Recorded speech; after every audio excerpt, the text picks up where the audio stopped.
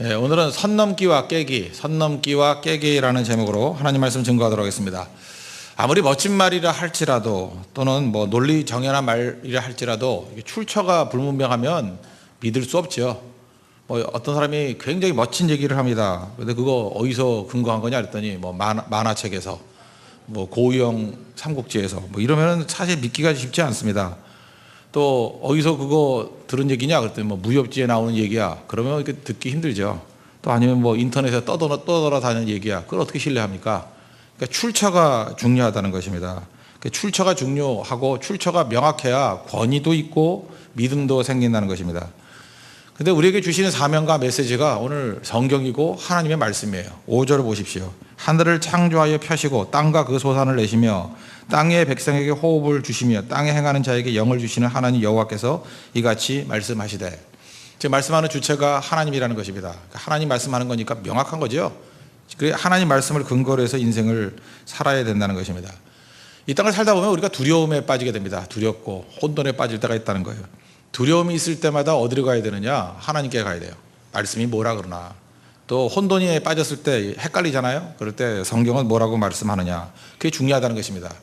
모세오경이 창세기, 출애굽기, 레위기, 민수기, 신명기 5권이라 그랬죠. 근데 그중에 사실 제일 첫 번째로 봐야 되는 성경은 출애굽기예요. 왜냐하면 모세오경의 1차 독자가 누구예요? 출애굽의 백성들 아닙니까? 그러니까 출애굽의 과정들을 쭉 설명하고 과연 우리가 왜 애굽에서 살다가 여기까지 온 겁니까? 이런 질문이 생길 거 아니에요. 그럴 때 창조주 하나님께서 그죠? 온 우주 만물을 창조하시고 택한 백성으로서 아브라함을 부르시고 그의 자손들이 가나안에 살다가 그 야곱 때에 전체가 이렇게 애굽으로 가게 되었다. 그래서 우리가 애굽에 산 거야. 그게 창세기라고요. 그러니까 창세기는 뭐 창조의 내용들을 쓰려고 쓴 게 아니고 왜 우리가 애굽에 살았죠? 그리고 애굽에서 왜 나와야 되지 하는 것들을 설명해 주는 논증이에요. 논증. 그런 관점에서 창조주 하나님을 강조한 이유가 무엇입니까? 아니 출애굽할 때 뭐 세상 두려운 게 많잖아요. 뭐 홍해도 두렵고 뭐 광야도 두렵고 바로왕도 두렵고. 그런데 간단하잖아요. 그거 다 누가 만들었어요? 하나님 만드셨다는 거예요. 뭐하러 두려워하니? 그래서 이스라엘 백성들에게는 창조주 하나님을 말하는, 창조의 하나님을 말하는 것은 두려워하지 말라는 거예요. 그러니까 우리도 마찬가지예요. 창조의 하나님 그럴 때 뭐 어떻게 만들었나 이게 중요한 게 아니고 우리 아버지가 창조주 하나님이라는 거예요. 근데 뭘 두려워하느냐? 뭐 헷갈리는 게 있으면 창조주 하나님이 이렇게 된다 그랬으니까 그렇게 돼야 한대요. 된다는 거 믿으라는 거예요. 두려워하지 말고 믿으라. 두려워 말고 믿기만 하라. 그게 구약적인 개념에서는 창조주 하나님이라는 거예요. 신약의 개념에서 예수님 말씀 들으라는 거고. 그게 중요하다는 것입니다. 출처예요. 출처. 그 하나님께서 우리에게 말씀하고 있다는 것입니다. 그래서 우리 인생도 마찬가지입니다. 그게 자기 상황을 묵상하는 사람은 언제나 두려움에 빠지고 뭐 상황이 좋을 리가 있습니까? 마귀는 항상 상황을 보게 만들어요. 넌 네 나이가 몇 살이니? 너 뭐 준비된 것도 없지 않니? 거울을 봐라. 뭐 이러면서 그죠? 우리의 연약한 부분들을 자꾸만 묵상하다 보면 그 두려움에 빠지고 믿음이 다 깨져 버리죠. 근데 그 시각을 하나님을 바라봐라. 주만 바라볼지라. 그러면 두려움 사라지고 길이 보이잖아요. 명확한 길이 보이잖아요. 참 묘한 게 뭐냐면 여러분들 선교 다 오지 않았습니까? 사실 너무 힘들고 이렇게 좌절했을 때 우리 인간적인 생각은 뭐예요? 쉬어야겠다. 쉼이 뭔지를 몰라서 그래. 쉬어야겠다. 아무것도 안 하는 게 쉬는 줄 알아요. 아닙니다. 오히려 멀리 있는 것을 바라보고 주의 사명을 내 일이 아니라 그의 나라와 그의 의에 충성하다 보면 쉼이 되는 거예요. 그게 회복이 되는 거라고. 그 대표적인 예가 그 몽골에 가면은 몽골 사람들은 뭐 책도 많이 안 보고 뭐 볼 일도 없죠. 뭐 말과 뭐 소, 양 이런 거 키우는 거니까 소는 잘 안 키우대. 그러니까 그 사람들이 하는 일이 뭐냐? 그냥 양 키우는 거예요. 그러다 보니까 책도 안 보고. 근데 거기는 평야잖아요. 평야다 보니까 멀리 보는 거야, 멀리. 그래서 시력이 7.0 정도 된다 그러잖아요. 7.0. 뭐 그게 진짜인지 어떤지 모르지만 그렇게 잘 보인대요. 그래서 우리는 아무것도 안 보이는데 저기 사람이 오네. 그랬더니 뭐냐 그랬더니 지구는 둥그니까 머리가 조금 보이는 거야. 그죠? 그래서 보인다는 거예요. 뭐 말론 그러대요. 뭐 한 10km쯤 되는 것도 보인다고. 그게 어떻게 보이는지 모르겠지만 그렇게 얘기하는 거예요. 그러니까 시력이 좋아지는 길이 무엇입니까? 눈 감고 있는 게 아니에요. 멀리 보는 훈련들. 저는 시력이 나쁘기 때문에 그런 걸 경험을 많이 하거든요. 책만 많이 보다가 그 어떤 때 너무 피곤하니까 자고 싶죠. 눈 감고 있으면 시력 절대 좋아지지 않아요. 제가 가끔 운전을 한다고 해요. 운전을 왜 하냐면 운전을 하다 보면 고속도로 같은 데 가면 멀리 보잖아요. 멀리 보는 운전을 뭐 한 3시간, 4시간 하고 난 다음에 보면은 저는 눈이 워낙 나쁜 사람이기 때문에 시력이 좋아진 게 느껴져요. 이제 잘 보여요. 그러니까 너무 가까이만 보다가 멀리 보는 것들이 반드시 필요하다는 것입니다. 그때 영적으로도 똑같이 깨닫는 거죠. 눈 감고 있는 게 쉬는 게 아니고 멀리 보는 게 쉬는 거예요. 멀리 보는 게 살아나는 거라고. 그럼 영적인 시력도 마찬가지죠.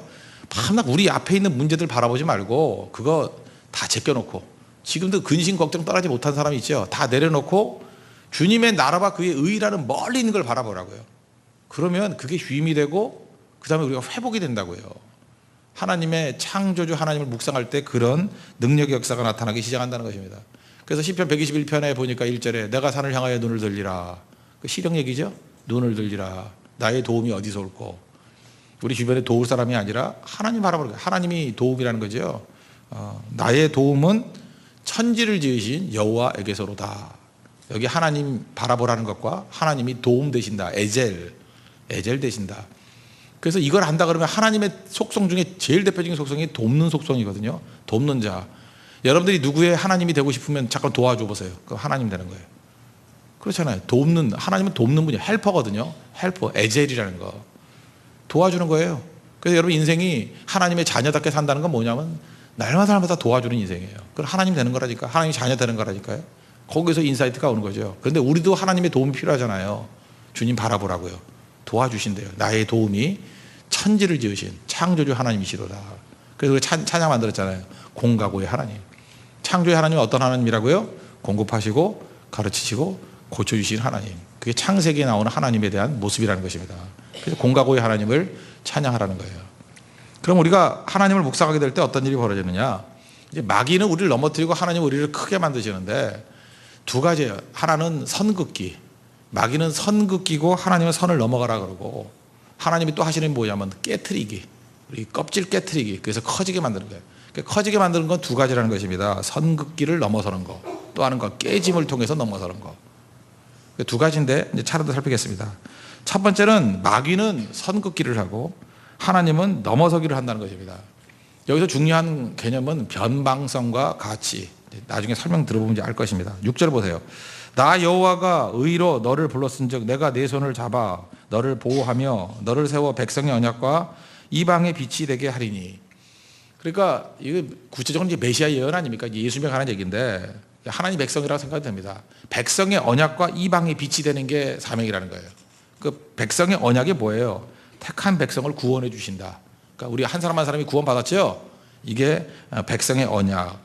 그럼 우리 구원받은 걸로 끝나느냐? 아니라는 거예요. 또 하나의 사명이 있는데 이방의 빛이 되는 것이다. 무슨 얘기입니까? 언약 밖에 있는 백성들을 구원하는 거. 이거를 신약적인 예수님 개념으로 설명한다 그러면 우리 안에 있는 양이 있고 우리 밖에 있는 양이 있다는 거예요. 그러니까 우리 교회의 사역이라는 게 언제나 예수님이 사역이 이랬다고요. 하나님이 우리에게 주신 사명이 뭐냐면 우리 안에 있는 사역. 우리 울타리 있죠. 이렇게 펜스 안에 있는 사역이 있어요. 그러니까 이게 믿는 성도들 양육하고 성장시키고 하는 우리 안에 사역이 있고, 그것만 해서는 안 된다는 거예요. 반드시 이방의 빛이라고 그랬잖아요. 언약의 백성이 있고 또 하나가 이방의 빛이. 우리 밖에 있는 사역이 있다는 거예요. 그게 바로 뭡니까? 미션이에요. 선교. 이방의 빛이 되는 사역이 있다는 것입니다. 그래서 그 사역에 대해 에베소서 표현에 의하면 에베소서 2장 13절 같은 데 보니까 이제는 전에 멀리 있던 너희가 그리스도 예수 안에서 그리스도의 피로 가까워졌느니라. 그러니까 믿는 사람과 믿지 않는 사람들이 가까워졌대요.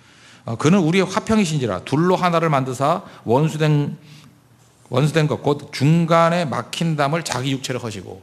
예수님 십자가를 어떻게 묘사하느냐 하면 그 믿지 않는 이방의 사람들을 벽을 깨버리고 하나 되게 만드신다는 거예요. 그러니까 교회는 선교적인 교회가 될 수밖에 없는 거죠. 언약의 백성, 또 하나가 이방의 빛이니까. 이게 교회의 사명이고 성도의 사명이라는 것입니다. 그래서 교회의 비밀은 어디에 있느냐? 교회의 힘은요, 언제나 이렇게 밖을 향해서 나가는 거예요. 그래서 이걸 이렇게 제국주의를 논하는 사람들은 봐라, 기독교의 속성 자체가 이게 제국주의적인 속성이 있다는 거예요. 밖에 나가서. 정복해 가지고 이득 얻겠다 그러는 걸로 잠깐만 이게 뒤집어 씌우는데 그게 아니고 복음 자체가 변방성이 있다니까요. 그러니까 프론티어를 향해서 나아가는 힘이 있어요. 절대 머무르지 않아요. 성령이 충만해지면 언제나 변방으로 변방이 뭐예요? 프론티어를 향해서 나가게 돼 있다니까요. 왜? 머물러 있는 걸 썼기 때문에. 성령께서 언제나 변방형이에요. 그래서 이방의 빛이라고 그러잖아요. 이방을 향해서 나아가게 만든다는 것입니다. 예수님도 인용을 참 많이 하셨는데 이사야서 9장 1절에 보니까 거기 이제 그 이스라엘이 땅 분배했을 때 갈릴리 지역 있죠. 갈릴리 지역을 뭐라고 묘사했냐면 이방의 갈릴리 이렇게 묘사되어 있어요. 9장 1절 보니까 이사에서 전에 고통받는 자들에게는 흑암이 없으리로다. 그게 이제 북방에 있는데요. 옛적에는 여호와께서 스불론 땅과 납달리 땅이 멸시를 당하게 하셨더니 후에는 해변길과 요단 저쪽, 이 중요한 개념이에요. 이방의 갈릴리를 평화롭게 하셨느니라. 갈릴리 지역이 원래 이스라엘의 중심지가 어디예요? 유대 지역이죠. 유대 지역. 밑에 있는 예루살렘을 중심으로 유대 지역. 거기를 중심이라고 했는데 성경은 이게 이사야 시대 때 이해가 안 된 거예요. 그 갑자기 뭐라 그러냐면 이방이라는 건 뭐예요? 그 중심이 아니라는 거예요. 변방성. 그 프론티어인 갈릴리에서 뭐가 이루어진대요. 그러니까 이해가 못하는 거야. 왜 갈릴리에서 이루어져? 아니지. 예루살렘이지. 근데 이 예언이 맞았어요? 안 맞았어요? 맞았죠. 예수님이 유대 지역의 베들레헴에 태어나셨지만 애굽에 갔다가 어디로 가요? 나사렛이 어디예요? 갈릴리 나사렛이라고. 그 다음에 예수님의 주 사역지가 어디예요? 가버나움. 어디에 가버나움이에요? 갈릴리 가버나움. 예수님의 제자들이 다 어디 출신이에요? 갈릴리 출신이라고. 그러니까 예수님의 특징은 뭐예요? 이 예루살렘에 있는 사람을 중심으로 사용한 게 아니라 변방 사람들, 외곽의 사람들. 왜요? 그런 사람들이 더 많은 일을 하기 때문에. 그러니까 세상은 뭐라 그래요? 나 서울에서 왔어요. 뭐 이러고. 나 뉴욕에서 왔어요. 중심지를 말하잖아요. 그래서 하나님은 그런 사람 잘 안 쓰고 변방의 사람들, 뭐 이렇게 명함 내놓기 힘든 사람들, 뭐 이렇게 외곽에 있는 사람들, 버림받은 사람들, 소외된 사람들, 약한 사람들. 그게 복음이랄까, 복음. 복음 자꾸만 그런 데 나가는 거예요. 그런데. 그래서 복음 여기 충실한 사람들은 이게 남들 안 가는 데 자꾸만 가게 돼 있다는 것입니다. 그게 능력이라는 거예요. 그래서 한계를 깨는 거예요. 7절 보니까 이거 복음서에 뭐 여러 번 인용되는 말씀 아닙니까? 내가 눈먼 자들의 눈을 밝히며 갇힌 자를 감옥에서 이끌어내며 흑암에 앉은 자를 감방에서 나오게 하리라. 눈먼 자는 시각적인 한계가 있는 사람이죠. 그 한계를 깨버린다. 갇힌 자는 뭐예요? 공간적인 한계. 묶여 있잖아요. 그 한계를 깨버린다. 흑암에 있는 자는 영적인 눈이잖아요. 영적인 한계를 다 깨버린다. 예수님은 자꾸 넘게 하시는 분이에요. 넘는 분이라고. 그래서 교회의 특징은 뭐냐 하면 마귀는 자꾸만 넘어가지 말라는 거예요. 여기 넘어가지 마 그럴 때 예수님은 다 넘어가 버렸죠. 잘 보세요. 바리새인이 왜 나쁜 놈들이에요? 맨날 선거잖아요. 뭘 예수님 따라다니면서 맨날 하지 말래. 뭐 병도 고치지 말래. 안식일은 병 고치지 마. 그러고 뭐 교제를 하려고 그래도 왜 죄인하고 밥 먹니? 바리새인들이 하는 일이 뭐예요? 맨날 하지 말래. 줄 긋고 다니면서 줄 잡고 다니면서 여기 넘어가지 마. 여기 넘어가지 마. 이거 하지 마. 이거 하지 마. 그때마다 예수님은 뭐예요? 그냥 씩 웃으면 넘어가 버리죠. 그렇지 않아요? 그게 교회의 능력이에요. 세상은 그냥 계속해서 우리에게 지금만 교회 핍박이 있는 게 아니에요. 교회 역사를 보세요. 교회가 영적인 싸움이기 때문에 세상은 교회에 대해서 한 번도 호의적인 적이 없었어요. 호의적일 때 딱 하나예요. 선거 놓고 난 다음에 안 넘어가면은 욕 안 해요. 자기들의 기대를 가지고 교회는 이러이러해야 된다. 그걸 누가 말해야 돼요? 하나님이 말씀하셔야 되는데 세상이 말을 해. 교회는 이러이러해야 된다. 그렇지. 선을 딱딱딱 거나. 그리고 그 틀에 딱 맞으면 박수 쳐줘요. 그 엄밀히 말해서 세상에 너무 박수를 많이 받는 교회는 가짜 교회일 가능성이 커요. 선을 전혀 안 넘기 때문에. 그런데 선 걸어오면 하나님 말씀이 넘으라 그러면 넘는 거예요. 그거 아니라 그러면 가는 거라고. 그게 교회의 변방성이에요. 그 틀 그대로 있었다 그러면 교회 아니라고. 그게 무슨 교회예요. 넘어가는 거예요. 계속 넘어가는 거. 사실 교회는 무슨 속성이 있냐면 우리끼리 잘하자는 속성이 있어요. 친하잖아요. 이렇게 친하다 보면 좋지요. 우리끼리 이 성품 좋은 사람끼리 오래 믿다 보면 다 좋아지잖아요. 친해지잖아요. 새로운 사람 오면 분위기 깨지죠. 근데 그 선을 넘으라는 거예요. 계속 넘으라는 거예요. 그래서 마귀는 선긋기라고 하나님께서는 그 선을 넘게 만드신다. 근데 이 선을 넘는 거 뭐 그냥 넘습니까? 사람이? 그냥 안 넘잖아요. 그때 성령께서 오셔가지고 어떤 때는 외부적인 환경을 통해서 이렇게 넘게 만드실 때도 있죠. 안디옥 교회가 그런 케이스이죠. 핍박 때문에 이렇게 넘어갔죠. 그리고 안디옥 교회의 위대성은 뭐냐? 사실 예루살렘 교회는 선을 그렇게 크게 넘지 않은 것 같아요. 사도행전 4장쯤에 뭐 복음 증거하지 말라 그랬더니 내가 보고 들은 것을 어찌 전하지 않을 수 있겠냐. 그러면서 선을 한번 넘고 그 다음에 예루살렘 교회 특징은 대부분 선 안에 있었어요. 그래서 사도가 있는 교회였고요. 기적이 있는 교회였고 사랑이 있는 교회였고 온갖 숫자도 3,000명 이상 모이는 교회였고 다 강점이 있었지만 그리 크게 쓰임받지 못했어요. 근데 안디옥 교회는 한번 선 넘기 시작하니까 막 넘지요. 사도행전 11장 20절 제일 위대한 구절이라고 생각하는데 거기 보니까 그중에 구브로와 구레네 사람 안디옥 중에서도 구브로와 구레네에서 왔대. 크레타 섬 가고 그 리비아 쪽 트리폴리 있는 그쪽에서 북아프리카 사람과 그 키프로스 섬에 있는 사람이 왔대요. 그러니까 안디옥에서도 볼 때도 변방이죠. 이 촌놈들이 와가지고 한 일이 뭐냐 하면 그 중에 몇 사람이 안디옥에 이르러 헬라인에게도 주 예수를 전파하니. 이제까지 유대인들에게만 복음을 증거했어요. 근데 이 사람들은 선 넘는 거예요. 왜 유대인들에게만 복음을 증거해야 돼? 유대인이 하나라 그러면 이방인들, 헬라인들은 100은 더 되는데. 그래서 몇 사람이 증거를 했더니 그들이 예수를 믿고 성령 받기 시작하더라는 거예요. 그래서 기독교 세계가 확 커졌죠. 100배 이상 커졌죠. 위대성이에요. 촌놈들이 촌놈 짓을 했어요. 그래서 능력이 임하게 됐다는 거예요. 그래서 여러분 가운데도 이런 변방성이 반드시 있어야 됩니다. 여러분 잘 보세요. 여기 지역에 있는 목사님이나 지역에 있는 교회가 이 지역을 제일 잘 알 거 아니에요. 근데 선교의 의미는 뭐죠? 우린 다 촌놈들이거든요. 분위기 파악 못하거든요. 그게 능력이에요. 거기 마을에 있는 분들의 속성을 잘 모르거든요. 그래서 그냥 막 가서 하는 거예요. 그냥 막 가서. 그분이 무당인데, 직업이 무당이신데 정체감의 위기가 오도록 우리가 복음을 증거하고 있는 거예요. 지금 일관성이 안 맞죠? 그렇지 않아요? 대대로 종갓집이에요. 종갓집이고 대대로 제사를 모셔야 되는 그 장남 집안이에요. 그 동네 사람이면 저 사람 믿으면 혼란이 와. 저 가정이 다 혼란이 와. 그래서 전도도 안 하는데 우리는 아무것도 모르잖아요. 관상보고 알아요? 몰라요. 그냥 막 증거해요. 그러다 그분이 깨져서 예수님 믿고 물론 집안에 혼란이 생기겠죠. 그래서 온 집안이 다 뒤바뀌어 버리고. 이게 헬라인의 일이에요. 변방성.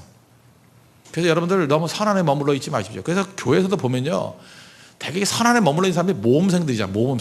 모범생들은 되게 학교에서 공부하라는 거 하고, 그죠? 이렇게 해서 모범생들의 특징은 뭐냐? 춤도 못 춰. 되게 이제 놀던 애들이 뭐 쓰임 받는 거예요. 그죠? 학교에 있으라 그러면 왜 학교에 있어야 되냐? 학교 밖에 나가서 클럽 조직하고 춤추고 뭐 이러던 애들이 하나님 만나고 난 다음에 그게 다 쓰임 받게 되는 거야. 쓰임 받게. 그죠? 그래서 이렇게 삐딱한 애들이 변화되기 시작하면 하나님 나라의 그 용장돼, 용장. 왜냐하면 걔네들은 물론 믿기 이전에 땅은 못해서 하나 선 넘는 건 잘했거든. 그죠? 오라 그러면 절대 안 가고, 그죠? 결석을 밥 먹듯이 하고, 그죠? 지각을 밥 먹듯이 하고, 뭐 하라는 건 절대 안 해요. 안 하는 거. 그러다 보니까 방향이 잘못됐을 때 문제가 있지만 복음의 속성이 그거라니까요. 예수를 믿어도 그런 사람들은 절대 그렇게 안 믿어요. 다르게 믿어요, 다르게.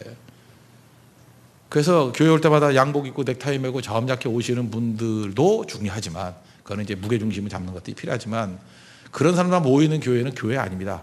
절대로 교회 아니에요. 왜? 변방성을 다 잃어버렸기 때문에. 프론티어 정신을 다 잃어버렸기 때문에. 근데 교회는 언제나 이런 것들이 있다는 거예요. 그런데 묘한 건 뭐냐면 사람마다 개성이 있다는 게 뭐예요? 다 달라요. 자기에게만 주시는 변방성이 있어. 참 묘해요, 그거. 그게 예수님의 은혜 가운데 붙들림 받으면 다 쓰임 받아요. 그래서 변방성 있는 사람이 커지는 거예요. 교회가 커지는 거라고. 커지는 거. 가치라는 말이 있죠. value. 가치라는 말이 있는데, 뭐 가치 있는 인생을 살고 싶습니다, 이런 얘기를 많이 하지 않습니까? 가치라는 말을 뭐라고 정의할까? 제가 어제 밤새도록 이거 묵상하다가, 뭐 밤새는 건 아니지만 밤늦게까지 묵상을 했었는데, 가치가 뭘까? 성경 읽어보니까 하지 않아도 될 일을 하는 것, 그게 가치, value예요. 여러분 인생 가운데도 가치 있는 인생을 살고 싶습니까? 그러면 꼭 해야 되는 일, 의무적인 거, 그것만 해가지고는 절대 가치 있는 인생을 못 살아. 가치가 있어야 영광이 임하거든요. 그럼 가치 있는 인생을 살려고 하면 해야 될 일이 뭐냐면, 하지 않아도 될 일이 있거든요. 하지 않아도 될 일을 하는 거예요. 예를 들어서 여러분들이 밥을 먹어요. 밥을 먹으면서, 야, 나는 오늘 참 가치 있는 인생을 산다, 그런 사람이 있어요? 밥은 다 먹어요. 그러니까 밥을 먹어서, 아, 나는 영광스러워, 그런 사람이 있어요? 없어요. 그 밥 먹으면서 가치를 뭐 크게 느끼는 게 없죠. 나는 오늘 밥을 먹었으니까 가치스러워, 나는 밥을 먹었으니까 오늘 영광스러워, 그런 건 없다고요. 그리고 여러분 집에서 일상적 방학 때 같은데 뭐 자기 여행 다니고 할 때 가치를 느낀 사람이 있어요. 아, 나는 가치 있는 인생이야, 영광스러운 인생이야. 그거는 아니거든요. 그런데 선교 오는 거, 이렇게 복음을 증거하는 거, 그죠? 여러분들이 그 뭐 어떤 때는 별로 환영받지 못하면서 가가지고 그리스도를 증거하는 거, 하지 않아도 되는 거 아니에요? 일반 세상적인 시각에 볼 때. 안 그래요? 이거 꼭 해야 돼요? 세상 사람들 이거 꼭 해야 된다 그래요? 이게 국민의 의무예요? 아니죠. 안 해도 되는 거예요. 안 해도 되는 거. 근데 안 해도 되는 것에서 모든 가치가 다 나와요. 희생 안 해도 돼요. 근데 희생하는 데서 가치가 나오고요. 충성 안 해도 돼요. 그냥 남들과 비슷하게 가도 돼. 근데 더 충성할 때 가치가 나오는 거고. 남 잠잘 때 잠자는 거 그 정상이에요. 근데 자는 거 앉아가면서 하는 거 거기서 가치가 나와요. 그렇죠. 가치는 그런 겁니다. 그래서 여러분들 이 밸류라는 거는 언제나 하지 않아도 될 일 그걸 찾아야 돼요. 나는 해야 될 일만 기본적으로 하는 사람입니다. 그러면 절대 가치 있는 인생 아니라고, 영광스러운 인생이 아니라고요. 하지 않아도 될 일, 거기에 가치가 있고 또 하나 변방성이 있어요. 프론티어가 있다. 프론티어가. 하지 않아도 될 일 하십시오. 그냥 계속 그것만 찾아가십시오. 그럼 여러분 인생이 가치 있는 인생이 될 것입니다. 예수님 언제나 선을 넘는 분이었다는 거. 이분도 보세요. 우리 직장인들 뭐 대만 선교 갔다 오고 난 다음에 한 달에 어떻게 2번이나 선교를 갈 수 있습니까? 그렇게 마귀가 선을 거나요.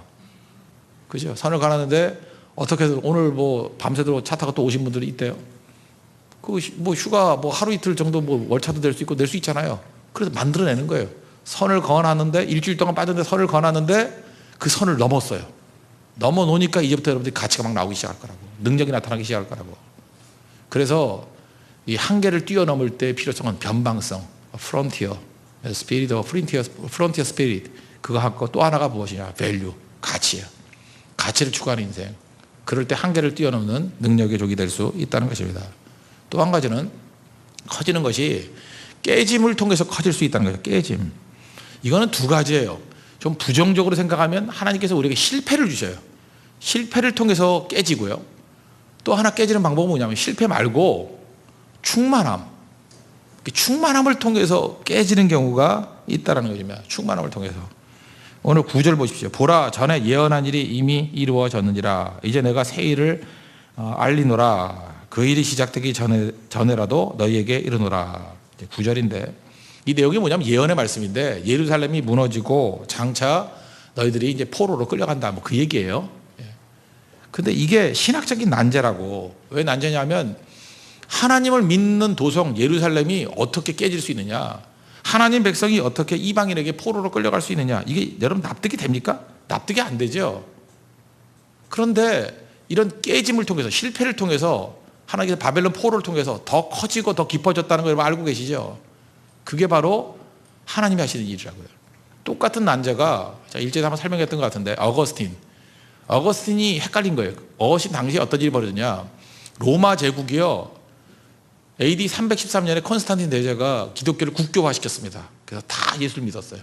명목상이라도 하여튼 간에 너미널 크리스천이든 뭐 진짜 번어게인 크리스천이든 간에 다 예수를 믿었다고.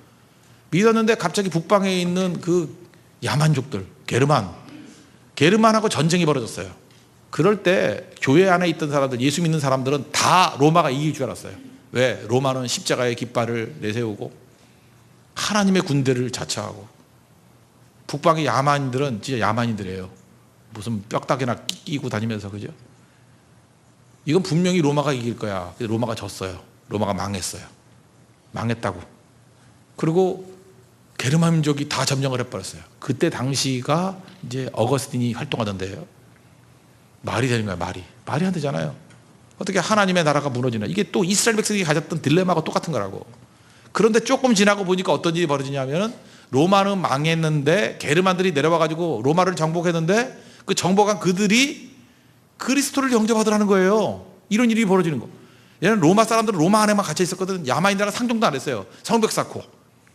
그런데 벽이 깨지면서 오히려 야만인들이 와가지고 로마를 정복해버렸어요. 정복하더니만 그들이 예수님을 영접하니까 예수 믿는 사람들이 2배, 3배가 더 커진 거예요. 북방까지. 다 예수 믿게 된 거예요. 그러면서 어거스틴이 무릎을 치면서 이게 바벨론 포로하고 똑같은 거구나. 그죠? 하나님께서는 벽을 깨뜨려서 실패같이 보이는데 그것이 하나님이 커지게 만드는 방법이었구나. 그래서 실패의 의미를 가장 깊이 있게 분석한 책이 그게 하나님의 도성이에요. City of God. 하나님의 도성. City of God. 하나님의 도성. 뭐 신의 도성. 그 내용이 뭐냐 하면 하나님 백성들이 실패를 통해서 하나님의 영역이 더 커진다는 거예요. 실패를 통해서 더 성장한다는 거예요. 여러분 인생에도 지금 넘어진 게 있죠. 넘어지고 깨지고. 여러분이 넘어지지 않으면 좁은 인생을 살았어. 넘어지고 난 다음에 훨씬 커진 거예요. 인격도 커지고 영역도 커지고 그 더 넓어진 인생을 살게 되었다는 것입니다. 이게 하나님의 하시는 일이라는 거예요. 실패를 통해서 깨버린다는 거예요. 병아리가 아니라 그 계란 껍질 있죠. 계란 껍질이 깨져야 병아리가 나오잖아요. 근데 그 껍질 깨지는 걸 두려워하면 병아리 안 나오잖아요. 하나님이 생명을 탄생하게 만들기 위해서 껍질 깨기 하는 거예요. 껍질 깨기. 그게 당장은 그 달걀의 입장에서 실패죠. 아, 이거 약간 껍질 깨지네. 그게 깨져야 병아리가 나와요. 하나님은 그런 식으로 일을 하신다는 거예요.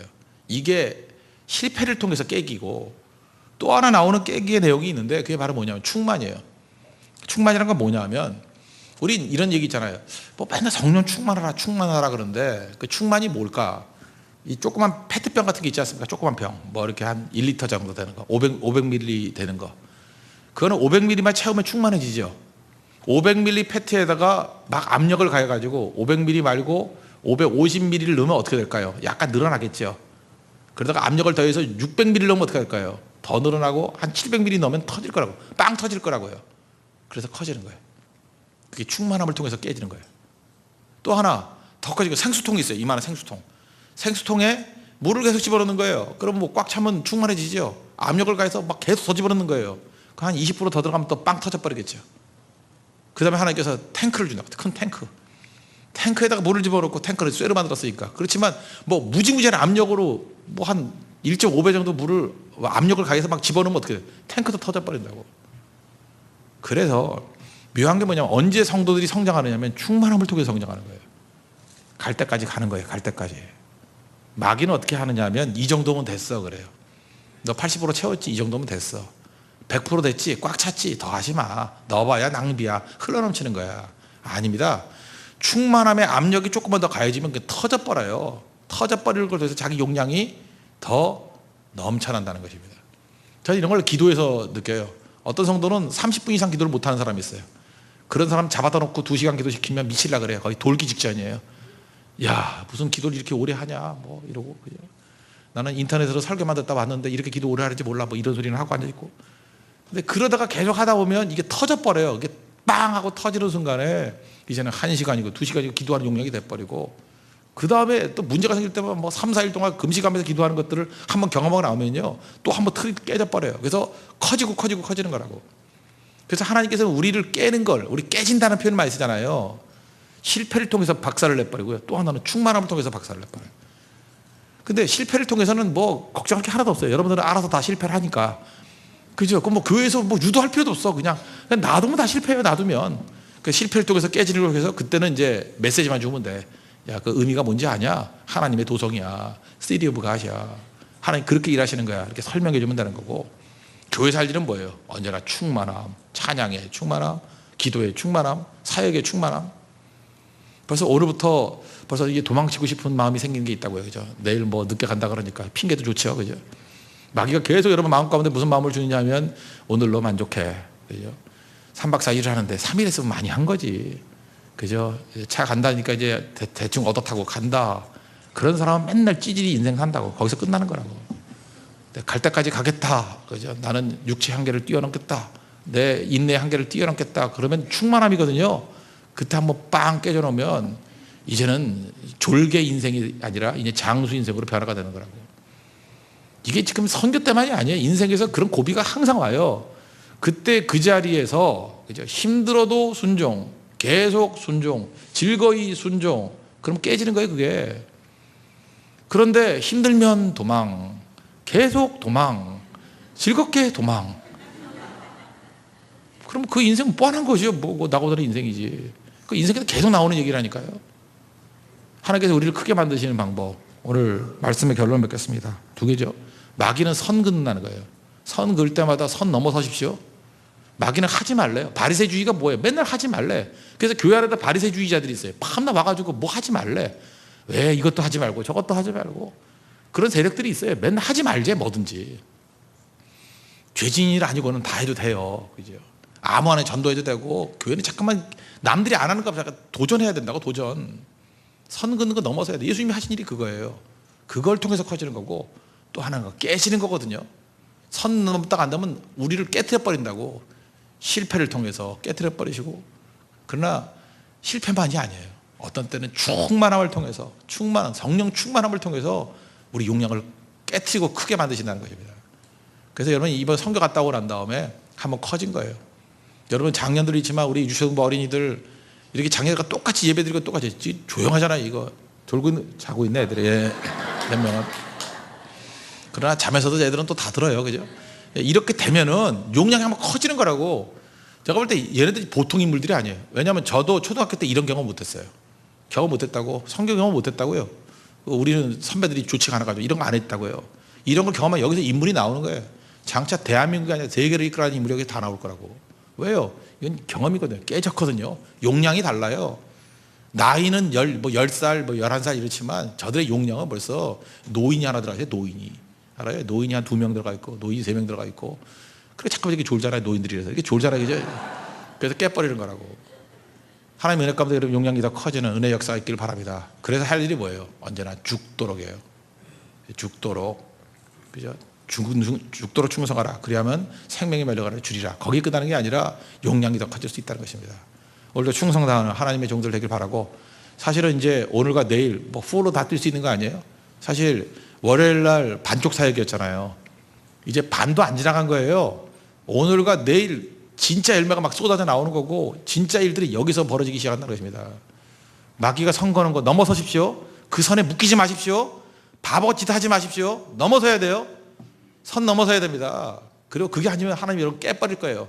깨져야 됩니다. 그냥 말로 안 되면 실패로 깨버리실 거고. 그러나 그건 좋은 방법 아니죠. 충만함으로 깨버리죠. 충만함으로 깨버리면 여러분 용량이 다른 인생을 사는 하나님의 거룩한 종이 될 것입니다. 우리 자리에 일어나겠습니다. 순교자의 노래 찬양하고 우리 기도하고 파송 받겠습니다. 순교자의 노래.